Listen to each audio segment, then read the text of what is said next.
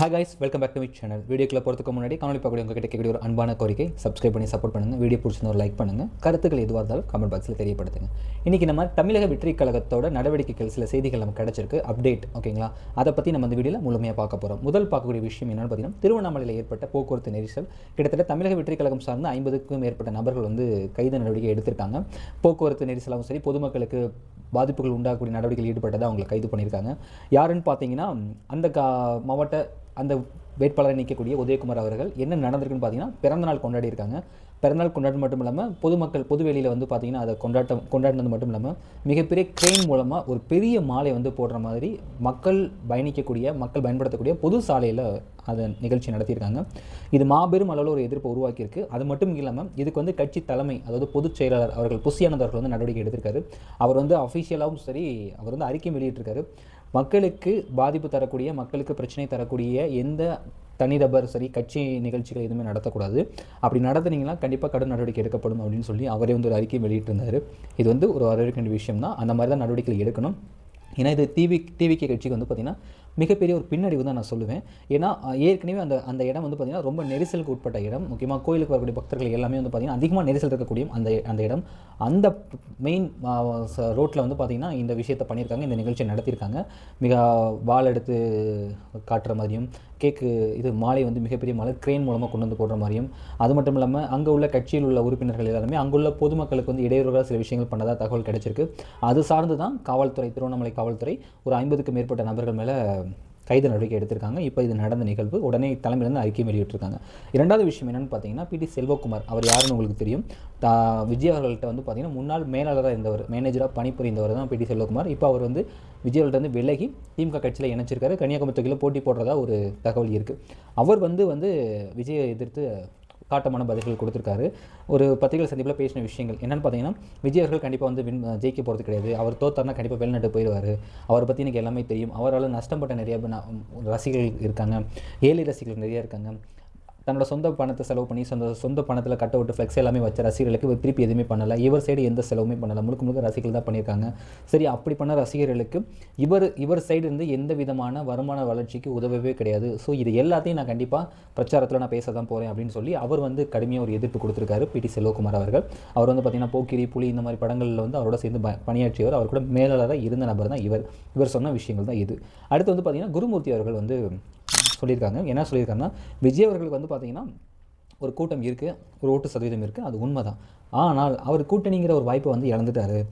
பாஜகவோட கூட்டணி வைக்க மாட்டாங்கன்னு ஒரு முடிவில் இருக்காங்க. ஆனால் அம்மையை ஜெயலலிதா அவர்களும் கூட்டணி வச்சுருக்காங்க, கலைஞர்களும் கூட்டணி வச்சுருக்காங்க. ஸோ கூட்டணிகள் மாறதான் செய்யும். கூட்டணிகள் சில விஷயங்கள் ஏற்படுவதாக இருக்கும், ஏற்படாமல் இருக்கும். ஆனால் அதுக்காக கூட்டணி கட்சிகள் உதவி இல்லாமல் தேர்தல் அணுகிறது பார்த்திங்கன்னா ஒரு ஆபத்தான சூழ்நிலை தான். ஸோ அந்த முடிவை விஜய் எடுத்தாங்கன்னா கண்டிப்பாக ஒரு தோல்வி பெறது யாராலும் தடுக்க முடியாது. கூட்டணி வர்றது நல்ல விஷயம் தான், கூட்டணி தாராளமாக வைக்கட்டும் அப்படின்னு சொல்லி அவர் சைடு குருமூர்த்தி அவர்கள் டிவிகே கட்சி பற்றி கேட்கப்பட்ட கேள்விகளுக்கு அவர் விமர்சனம் கொடுத்துருக்காரு. இந்த மாதிரி நிகழ்வுகள் நடந்திருக்கு. அடுத்து பார்த்திங்கன்னா ரொம்ப அதிகமாக டிவிகே கட்சி சார்ந்த நபர்கள் எல்லாருமே எதிர்பார்க்கக்கூடிய விஷயம் என்னவாக இருக்குன்னா, விஜய் அவர்கள் எந்த தொகுதியில் போட்டி போடுவார், விஜய் அவர்கள் எந்த மாவட்டத்தில் நிற்க போகிறாங்க, எந்த தொகுதியை அவர் கணக்கு வச்சுருக்காங்க, அது கண்டிப்பாக அந்த தொகுதி வெற்றி தொகுதியா அப்படின்னு சொல்லி அதை நோக்கி டிவிகே கட்சி ஆதரவாளர்கள், விஜய் ரசிகர்கள், தவிகே கட்சி உறுப்பினர்கள் எல்லாருக்குமே மிகப்பெரிய ஒரு கேள்வி இருக்குது. அந்த கேள்விக்கு பதில் தர விஷயமா சில செய்திகள் நம்மளால் கலெக்ட் பண்ண முடிஞ்சு. விஜய் அவர்கள் போட்டி போடக்கூடிய தொகுதி பார்த்திங்கன்னா திருச்சி கிழக்கு தொகுதி. ஏன் அந்த தொகுதியை அவங்க ஃபோக்கஸ் பண்ணுறாங்கன்னா, சிறுபான்மை, இந்த ஒரு வாதத்துக்கு அந்த வார்த்தை சொல்கிறேன், தப்பாக எடுத்துக்காதீங்க, தயவுசெய்து தப்பாக எடுத்துக்காதீங்க. சிறுபான்மையோட வாக்குகள் அங்கே அதிகமாக இருக்கிறதாகவும், கிட்டத்தட்ட அங்கே ஒரு எஸ்ஏஆருக்கு முன்னாடி 2-2.5 லட்சம் ஓட்டுகள் இருந்தது. எஸ்ஏஆருக்கு அப்புறம் 2 லட்சம் ஓட்டுகள் அங்கே நிர்ணயம் செய்யப்பட்டிருக்கு. அதில் 90,000 வாக்குகள் பார்த்திங்கன்னா சிறுபான்மையுள்ள வாக்குகளாக இருக்குன்னு சொல்லி ஒரு கருத்து இருக்குது. ஓகேங்களா, திருச்சி கிழக்கு தொகுதிகளில். அது மட்டும் இல்லாமல் திருச்சி டு தஞ்சாவூரோட தேசிய நெடுஞ்சாலைகளை பார்த்திங்கன்னா இன்னும் சாலை விரிவாக்கத்துக்கான பணி நடைபெறும்னு சொல்லி பல ஆண்டுகளாக கோரிக்கைகள் இருக்கிறதாகவும், அங்கே சிட்கோவிலேருந்து வரக்கூடிய சரக்கு வாகனங்கள், ஹெவி டன்ஸ் வெஹிக்கிள்ஸ் போகிறதுக்கு இடையூறாக இருக்குது. ஸோ அதுக்காக சர்வீஸ் ரோடுகள் வேணும்னு சொல்லி ஏற்கனவே அரசாங்கத்தை நோக்கி நிறைய கோரிக்கைகள் இருக்குது. இதை பேஸ் பண்ணியும் அவர் அந்த இடத்துல போட்டி போகிறதாகவும் இருக்கார். அது மட்டும் இல்லாமல் திருச்சியில் தான் அவர் முதல் மக்கள் சந்திப்பு நடத்தியிருந்தார். அந்த மக்கள் சந்திப்பில் அதிகமான இளைஞர்கள் வர்றதுக்கு காரணமாக இருந்துச்சு. அதிகமான இளைஞர்கள் வந்திருந்தாங்க, பொதுமக்கள் நிறைய பேர் கலந்துருந்தாங்க. அதிகமாக பார்க்கப்பட்டது இளைஞர்கள் தான். ஸோ திருச்சியில் போட்டியிடுறது விஜய் அவர்கள் நல்லதுன்னு சொல்லி ஒரு கருத்து இருக்குது. இன்னும் உறுதிப்படலை. ஆனால் பட் இது ஒரு செய்தி தான். இந்த செய்தி இப்போ சோசியல் மீடியாவில் அதிகமாக பரவிட்டு இருக்கு. இதை நம்மளால் பார்க்க முடியுது. இந்த மாதிரி நிகழ்வுகள் நடந்துட்டு இருக்கு. ஸோ கட்சிக்குள்ளே என்ன நடந்துட்டு இருக்கு அப்படின்னு சொல்லி நம்ம சில விஷயங்கள் தேடும் பொழுது கட்சியில் 234 தொகுதிகளுக்கு வந்து பார்த்திங்கன்னா வேட்பாளர் நியமனம் பண்ணிட்டதாகவும் அதில் வந்து பார்த்திங்கன்னா ஆரம்ப காலத்துலேருந்து ரசிகர் மன்றத்திலேருந்து விஜய் அவர்களுக்கு பணி செய்தவங்க, விஜய் அவர்களுக்கு தொடர்ந்து தோள் கொடுத்து நின்றவங்க, கழக பணி செஞ்சவங்க, மன்றம் பணி செஞ்சவங்களுக்கு வந்து பார்த்திங்கன்னா நிறைய பேருக்கு சீட்டு இல்லைனாலும் அவங்க வந்து விரக்தியில் இருக்காங்க. அதனால் அவங்க வந்து கட்சியை விட்டு விலகிறதா மிகப்பெரிய ஒரு அதிருப்தியான தகவல் இருக்குது. அது மட்டும் இல்லாமல் 234 தொகுதிகளும் வந்து பார்த்திங்கன்னா கிட்டத்தட்ட மாவட்டங்களை சில தொகுதி வாரியாக பிரித்து அதை கட்டமைப்பு உட்படுத்தி அதன்படி தேர்தல் அணுகலான்னு சொல்லி டிவிக்கு வந்து ஒரு புது முயற்சி எடுத்திருக்காங்க. அதோடு சேர்ந்து கூடுதலாக சில தொகுதிகளை பிரிக்கிறதாகவும் அதில் கண்டிப்பாக பொறுப்புகள் கொடுக்கப்படும் சொல்லி தலைமையிலேருந்து ஒரு அறிக்கை வந்திருக்குது. இது வந்து புஷியானந்தர்களுக்கும் தலைமை அவர்களுக்கும் மிகப்பெரிய ஒரு அதிருப்தி கொடுத்துருக்கு. ஏன்னா தொடர்ந்து முன்கூட்டியே கட்சியில் பணியாற்ற யாருக்குமே வந்து பார்த்திங்கன்னா அங்கே இடம் கொடுக்கப்படலை.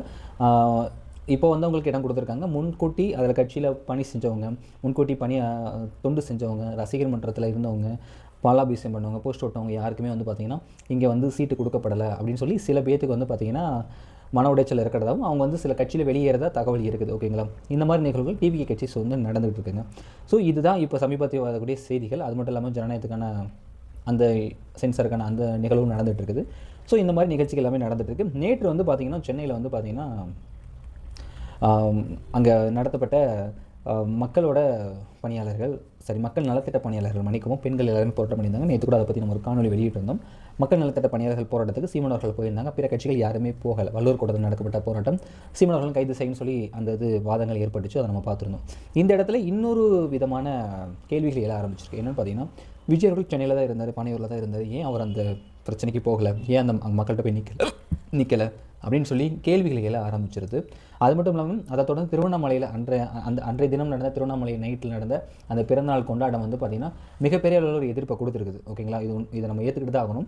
ஏன்னா அதை பற்றின செய்திகள் கிடைக்கும்னு சொல்லி அது கீழே மக்கள் அது கருத்துக்களை எல்லாமே கேட்கும் பொழுது அவங்க வந்து இது முகசுலிப்பாக தான் இருந்திருக்கு, பொறுப்புக்கே வரல, ஆட்சிக்கே வரல, ஆட்சிக்கு வந்ததுக்கப்புறம் இவங்க எப்படிலாம் நடந்துக்கணும்னு சொல்லி நிறைய எதிர்மறையான கேள்விகள் டிவிக்கு நோக்கி வர ஆரம்பிச்சிருக்கு. அதுக்கு இந்த நிகழ்வு ஒரு காரணமாக இருந்திருக்கு. கண்டிப்பாக இந்த கட்சி தலைமை நடவடிக்கை எடுப்பாங்க நம்பிக்கை எனக்கு இருக்குது. ஏன்னா இந்த மாதிரி நிகழ்வுகள் வந்து தவிர்க்கிறது நல்லது. ஏன்னா பொதுமக்களுக்கு இடைஞ்சலாக இருக்கக்கூடாது. இந்த டயத்தில் தான் அரசியல் கட்சி எல்லாமே என்ன பண்ணுவாங்கன்னா, இப்போ அவனுக்கு நல்லது பண்ணணுன்னா கூட பரவாயில்ல, அவனுக்கு கெட்டதை எதுவுமே பண்ணிடக்கூடாதுங்கிற விஷயத்தில் கவனம் இருப்பாங்க. ஏன்னா அரசியல், ஓட்டு, தேர்தல் ரொம்ப முக்கியம். அதனால் அதை நோக்கி நிறைய கட்சிகள் செயல்படுவாங்க. ஸோ இந்த இடத்துல தலைமை வந்து ஒரு அறிக்கை வெளியிட்டது நல்ல விஷயம் தான், வரவேற்க வேண்டிய விஷயம் தான். இதுதான் கைஸ், இதுதான் டிவிக்கே பார்த்தீங்கன்னா சமீப செய்திகள். திருச்சி கிழக்கு தொகுதியில் வந்து விஜய் போட்டி போடுறதான வாய்ப்புகள் அதிகங்கிற ஒரு செய்தி நம்ம கிடச்சிருக்குது. அது மட்டும் இல்லாமல் குருமூர்த்தி அவர்கள் வந்து ஒரு எதிர்வினையாற்றிருக்காரு. பிடி செல்வகுமார் அவர்கள் விஜய் அவர்களிடம் முன்னாடி மேனேஜராக பணியாற்றியவர். அவர் வந்து நான் பிரச்சாரத்தப்போ கண்டிப்பாக விஜய் அவர்கள் செய்தது என்ன அப்படிங்கிற எல்லா விஷயத்தையும் நான் மக்களிடத்தில் வெளிப்படுத்துன்னு சொல்லி அவர் பயங்கரமாக ஒரு கண்டனத்தை எழுப்பியிருக்காரு. அதை தொடர்ந்து திருவண்ணாமலையில் நடந்த இஷ்யூ, நேற்று நடந்த வள்ளுவர் கூட்டத்தில் நடந்த பிரச்சனை, இது சம்மந்தமாக விஜய் அவர்கள் பேசலை அப்படிங்கிற, நேரடியாக போய் மக்களை சந்தித்து பேசலைங்கிற ஒரு கருத்தும் உலாவிக்கிட்டு இருக்குது. இந்த மாதிரி சம்பவங்கள் இருக்குது. அதை தொடர்ந்து கட்சியில் ஏற்கனவே இருந்தவங்க, கட்சியில் பல ஆண்டு காலமாக இருந்தவங்க, மன்றத்தில் இருந்தவங்களுக்கு பொறுப்புகள் கொடுக்கப்படலை, சில பேர் அதில் பொறுப்புகள் இல்லாமல் இருக்காங்க. அதனால் அவங்க வந்து கட்சி விட்டு வெளியே போகிறதா சூழ்நிலை இருக்குங்கிறத அந்த கருத்துக்களும் நம்மளால் பார்க்க முடியுது. ஸோ இது எல்லாமே டிவிக்கு சுற்றி நடக்கக்கூடிய விஷயங்கள். ஸோ இந்த காணொலி பார்க்கக்கூடிய நீங்கள், நான் சொல்லப்பட்ட கருத்துக்களை பற்றி நீங்கள் என்ன நினைக்கிறீங்க, டிவிக்கு கட்சி செயல்பாடுகளை பற்றி என்ன சொல்லி கமெண்ட் பாக்ஸில் கமெண்ட் பண்ணுங்கள். மீண்டும் இன்னொரு அரசியல் கருத்தோட மீண்டும் உங்களை இன்னொரு காணொலி சந்திக்கும் வரை உங்கள்கிட்ட விடைபெறுவது உங்கள் கார்த்திக். வாழ்க தமிழ்.